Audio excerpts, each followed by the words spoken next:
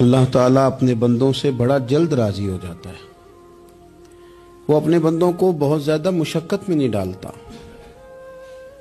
وہ اپنے بندوں سے اپنی نعمتوں کا بدلہ نہیں چاہتا۔ بہت سخت مشقت والی عبادتیں نعمتوں کے بدلے نہیں چاہتا۔ وہ بڑی جلدی رحم فرماتا ہے۔ ماں پیار کرتی ہے اپنے بچے سے، لیکن وہ ناراض بھی ہو جاتی ہے بعض چیزوں میں۔ بعض معاملات اس کا دل بھی دکھاتے ہیں۔ بعض جگہ وہ رو کے یہ بھی کہتی ہے کہ تو نے میری محبت کا کوئی نتیجہ نہیں مجھے دیا، میری ساری کمائی تو نے ضائع کر دی۔ والد بہت ساری جگہوں پہ ناراض ہوتا ہے، شکوہ کرتا ہے، کہتا ہے میری بیماریوں کی، پریشانیوں کی، بڑھاپے کی، کمزوریاں کا سبب بیٹے تو ہی بن گیا۔ یہ ساری تکلیفیں تو ٹھیک ہو جائیں تو میری شاید عمر بھی بڑھ جائے، صحت بھی ٹھیک ہو جائے، میں زیادہ دیر جوان رہ سکوں۔ ناراض ہوتے ہیں ماں باپ۔ اسی طرح ماں باپ راضی بھی ہو جاتے ہیں، وہ بڑی جلدی راضی ہو جاتے ہیں۔ میں اکثر کہتا ہوں کہ والد کو راضی کرنے میں 5-7 منٹ لگ جاتے ہیں، اماں تو 1.5-2 منٹ میں راضی ہو جاتی ہے۔ ابا جی کو 5-7 منٹ لگتے ہیں، کئی دفعہ کہنا پڑتا ہے، کوئی دلائل دینے پڑتے ہیں، لیکن والدہ کے لیے تو کچھ بھی نہیں۔ آپ نیرا جا کے پیروں میں بیٹھ ہی جائیں، کچھ بھی نہ کریں، آپ پورا روئیں نہ، رونے والا منہ ہی بن جائے تو اماں تو نرم ہی نرم ہے، جس وقت جو مرضی آپ کرا لیں ہو گیا۔ اللہ تبارک و تعالی بلا مثال و بلا تشبیہ سمجھانے کے لیے عرض کرتا ہوں، اللہ بھی بعض معاملات میں اپنے بندوں سے ناراض ہو جاتا ہے۔ وہ کہتا ہے میں تکبر کرنے والوں کو پسند نہیں کرتا۔ وہ کہتا ہے فسادی پسند نہیں ہے۔ وہ فرماتا ہے کہ راہوں میں کجی کرنے والے پسند نہیں ہیں۔ وہ فرماتا ہے کہ بدعہدیاں کرو گے تو میں صبح قیامت تم سے سوالات کروں گا۔ اللہ تبارک و تعالیٰ بہت ساری چیزوں کو ناپسند کرتا ہے، ناراض ہو جاتا ہے۔ بلکہ نبی پاک صلی اللہ تعالی علیہ وسلم نے فرمایا تم بات کرتے کرتے کوئی ایسا جملہ بول دیتے ہو کہ رب اتنا ناراض ہوتا ہے کہ تمہیں پتہ بھی نہیں ہوتا، تمہارے لیے جہنم کا فیصلہ کر دیتا ہے۔ اس لیے پہلے تولو پھر بولو۔ خود اپنے لفظوں کی تو تم پہرے داری کرو نا کہ میں کیا کہہ رہا ہوں۔ کوئی ایسا جملہ، کوئی ایسی بات، وارث شاہ مان کری نہ وارثاں دا، کوئی ایسی بات نہ تمہاری زبان سے نکلے۔ اور حضور یہ بھی فرماتے ہیں کہ اس کا دوسرا پہلو بھی ہے، بعض اوقات تم بات کرتے ایسا جملہ کہتے ہو وہ اتنا راضی ہوتا ہے کہ تمہارے لیے جنت کا فیصلہ فرما دیتا ہے۔ مسلمان کو اب یہ حکم ہے، اس ساری گفتگو کا نتیجہ یہ ہے کہ وہ اپنے جذبات پر، خیالات پر، نگاہوں پر، زبان پر، کانوں پر تھوڑی توجہ دے، بے لگام نہ بنے، بے ترتیب نہ بنے، جو طبیعت میں آئے کر نہ گزرے، تھوڑا سا نہ سوچے سمجھے اور تھوڑا سنبھل کے چلے۔ کبھی ان کاموں کی طرف نہ جائے جن سے رب ناراض ہو جاتا ہے، ان کاموں کی طرف بڑھے جن سے اللہ راضی ہوتا ہے۔ میرے نبی پاک صلی اللہ تعالی علیہ وآلہ وسلم نے ارشاد فرمایا، بعض احادیث میں لفظ یہ ہیں کہ اللہ اپنے بندوں کو دیکھ کے مسکراتا ہے جو اس کی شان کے لائق ہے۔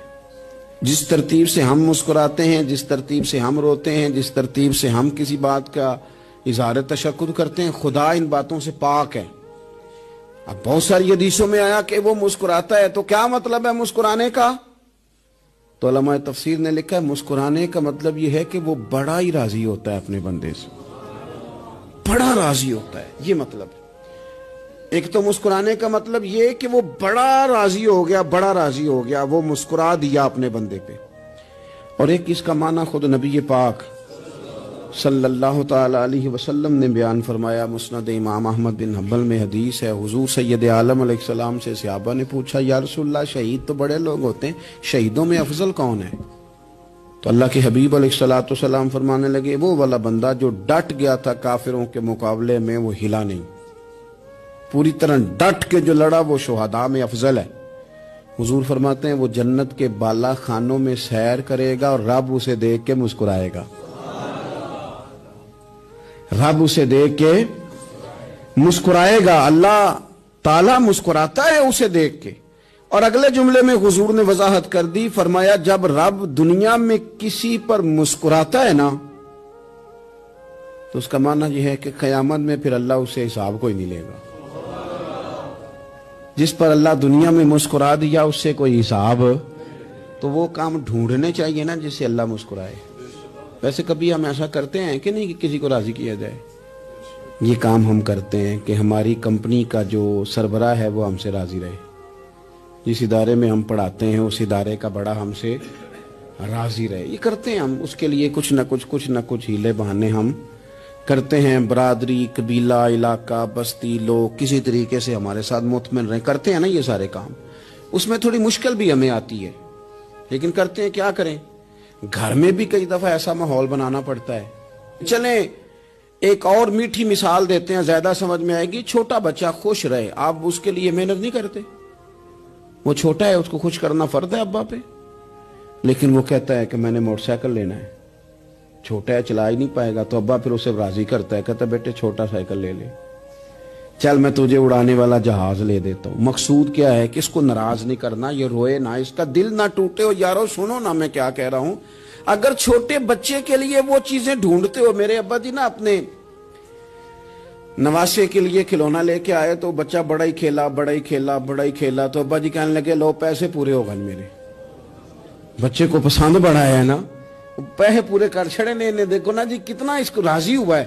تو انسان کیا کرتا ہے کہ کوشش کرتا ہے چھوٹا بچہ بھی ناراض نہ ہو، تو وہ چیزیں وہ ڈھونڈتا ہے کہ اس کو کیا پسند ہے. چاکلیٹ لے جاؤں، فلاں چیز لے جاؤں، آئس کریم لے جاؤں. تو ایک بچے کے لیے، گھر کے لیے، سربراہ کے لیے اتنی محنت کرتے ہو، تو وہ کام بھی ہمیں ڈھونڈ کے تلاش کرنے چاہیے نا جس سے رب راضی ہوتا ہے، اللہ راضی ہوتا ہے. بتاؤں وہ کون کون سے کام ہیں؟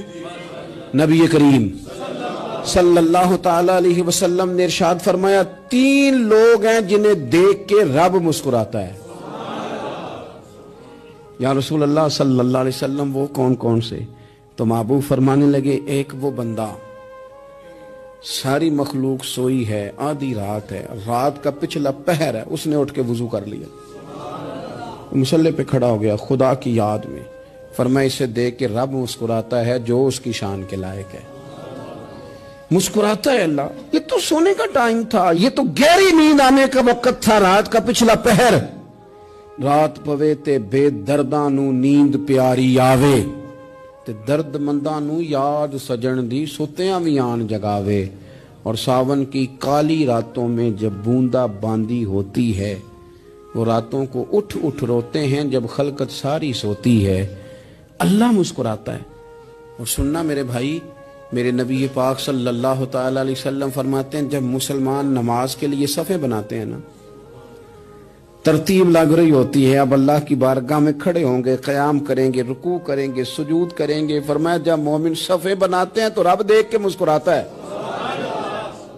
مسکراتا ہے. کمال ہو گئے عروج بندگی کا جب بندے کو دیکھ کے رب مسکرائے. خدا بندے سے خود پوچھے بتا تیری رضا کیا ہے، مسکراتا ہے. اور میرے نبی پاک علیہ السلام فرماتے ہیں جب مجاہد جہاد کے لیے صفیں سیدھی کرتے ہیں. آج تو یہ رب کے نام پہ مرنے ہی آ گئے. یہ صفوں میں کھڑے ہوں گے، ترتیب سے لڑیں گے، ترتیب سے گلا کاٹیں گے کافروں کا یا شہادت لیں گے. فرمایا جب جہاد کے لوگ صفیں بناتے ہیں تو رب انہیں دیکھ کے مسکراتا ہے.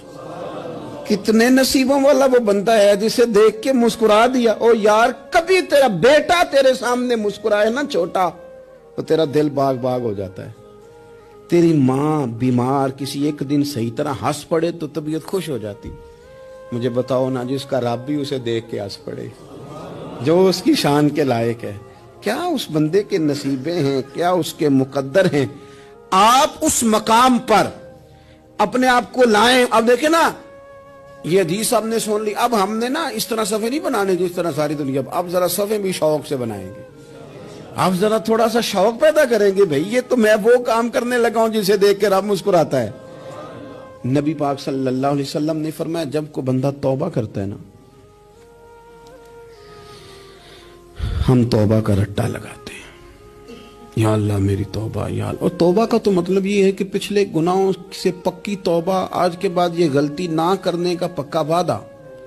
تو نے ساری شب برات رو کے گزاری ہے، بتا سویرے جھوٹ جوڑنے کا ارادہ ہے تیرا، آج کے بعد رشوت تو نہیں نہ لے گا، ملاوٹ تو نہیں نہ کرے گا، یہ توبہ ہے.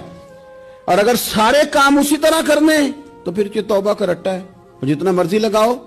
حضرت علی بن ربیعہ رضی اللہ تعالیٰ عنہ فرماتے ہیں میں مولا علی کے ساتھ تھا، مقام حرہ کی طرف جا رہے تھے، حضرت علی نے ہاتھ اٹھا کے دعا مانگی ہماری تعلیم کے لیے، ورنہ حضرت علی ہم صحابہ کو محفوظ عن الخطا تو مانتے ہیں نا، ہاتھ اٹھا کے کہا اے اللہ ہمارے گناہ بخش دے، تیرے علاوہ کوئی معاف کرنے والا نہیں۔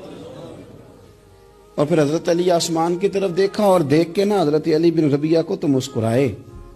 حضرت علی بن ربیعہ کہنے لگے حضور مسکرائے کیوں ہو؟ فرمانے لگے ایک دن میں حضور کے ساتھ اسی طرح آیا تھا، اسی طرح حضور نے دعا فرمائی تھی ہماری تعلیم کے لیے، اور پھر حضور مجھے دیکھ کے مسکرائے تھے اور فرمایا جب کوئی بندہ رب کی بارگاہ میں اس طرح استغفار کرتا ہے تو رب مسکراتا ہے اور مسکرا کے فرماتا دیکھ لو میرے بندوں کو پتا ہے کہ میرے علاوہ معاف کرنے والا کوئی نہیں، انہیں پتا ہے، تم اس کی بارگاہ میں رجوع تو لاؤ، آؤ تو صحیح دو آنسو لے کر۔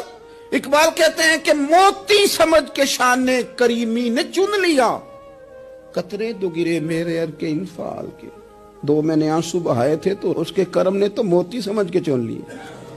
سنو نا حضور اس استغفار کو اللہ کو یار رات کو توبہ کر کے سونا چاہیے ہمیں، کچھ غلطیاں ہم کرنا نہیں چاہتے پر ہم سے ہو جاتی ہیں، کچھ دل ہم توڑنا نہیں چاہتے پر وہ ٹوٹ جاتے ہیں، ہماری مجبوری ہوتی ہے ٹوٹ جاتے ہیں۔ رات کو اس کی بارگاہ میں ہاتھ باندھ کے کشکول طلب دراز کر کے خوب استغفار پڑھنا چاہیے کہ مالک بندے ہیں نا کیا کریں، نفس کا ساتھ ہے، دنیا کا ساتھ ہے، خواہشات نفسانیہ، مالک معاف کر دے، درد سے توبہ، رسم نہ ہو، کہانی نہ ہو، لفظ نہ ہو، جملے نہ ہو، اور جناب ایسے لوگوں کے بیچ بڑے ہاتھ باندھ کے اور بڑا کوئی ضرورت نہیں، آپ اکیلے اپنی چارپائی پہ بستر کے اندر منہ دے کے بھی درد سے کہیں گے نا معاف کر دے تو وہ تو مہربانی بڑا ہے۔ میرے نبی پاک صلی اللہ علیہ وسلم مثال دیتے ہیں، فرمایا ایک آدمی صحرا میں جا رہا، صحابہ سے حضور خطاب کر رہے ہیں، فرمایا ایک آدمی صحرا میں جا رہا تھا، اس نے اپنی اونٹنی پہ کھانا پانی پیسے ہر چیز رکھی ہوئی تھی، صحرا تھا بہت بڑا، درمیان صحرا کے گیا تو تھوڑا سا سستانے کے لیے آرام کرنے کے لیے اونٹنی سے نیچے اترا، اب اس نے اونٹنی کی لگام اونٹنی کی نکیل اپنے سرہانے کے نیچے رکھی، ہاتھ کے ساتھ پکڑی اور سو گیا۔ تھوڑی ہی دیر کے بعد جب اس کی آنکھ کھلی تو دیکھا اونٹنی غائب ہے۔ صحرا میں وہ پیدل نہ آگے جا سکتا ہے نہ پیچھے جا سکتا ہے، نہ دائیں نہ بائیں، کھانے کو روٹی نہیں، پینے کو پانی کا قطرہ نہیں، تھوڑا ادھر بھاگا ادھر بھاگا، تھک گیا۔ کریم محبوب فرماتے ہیں وہ پوری طرح نڈھال ہو گیا اور مایوس ہو گیا، معاذ اللہ، مایوس ہو کے دوبارہ اسی جگہ آ کے لیٹ گیا جہاں پہلے لیٹا تھا، انتظار کرنے لگا کہ اب موت ہی آئے گی، آخری وقت ہے، اب نہ میں پیدل یہ صحرا کراس کر سکتا ہوں، نہ پیچھے جا سکتا ہوں، نہ کھانا ہے نہ پانی ہے، سوائے موت کے کوئی سہارا نہیں۔ حضور فرماتے ہیں وہ رستے میں دوبارہ لیٹ گیا، اچانک اس نے رخ بدلا تو اونٹنی سامنے کھڑی تھی۔ حضور نے صحابہ سے پوچھا بتاؤ نا اسے بھلا کتنی کو خوشی ہوگی؟